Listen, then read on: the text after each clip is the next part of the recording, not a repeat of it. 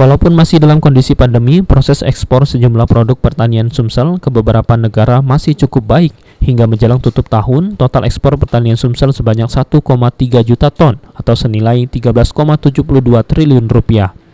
Menurut Gubernur Sumsel, jumlah ekspor pertanian tersebut telah melebihi target. Bukan hanya pertanian dan perkebunan, ekspor lainnya yang dilakukan oleh Sumsel ialah mineral batu bara yang mencapai 50 juta ton per bulan. Dengan kekayaan yang ada di Sumsel ini, menurut Gubernur Sumatera Selatan, tanpa pengelolaan dan pelayanan yang benar akan sia-sia, sehingga Gubernur mengajak adanya sinergitas dalam proses ekspor ini.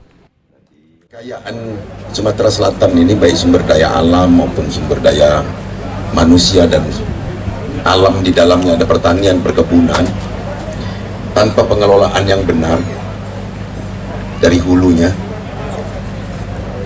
tanpa fasilitasi yang benar termasuk pengamanannya, tanpa pelayanan yang memadai dari semua stakeholder yang membidangi untuk tradingnya sampai dengan ekspor, itu juga akan sia-sia.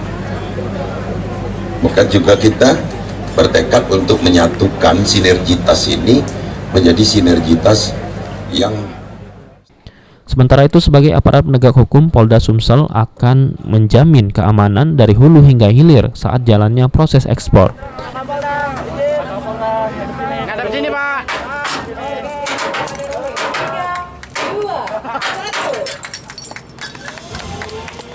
Ada kegiatan dalam menjamin keamanan, kelancaran distribusi tadi ya, dari hulu sampai hilir dengan proses ekspor. Itu juga bagian tugas kita untuk menyelenggarakan perekonomiannya berjalan.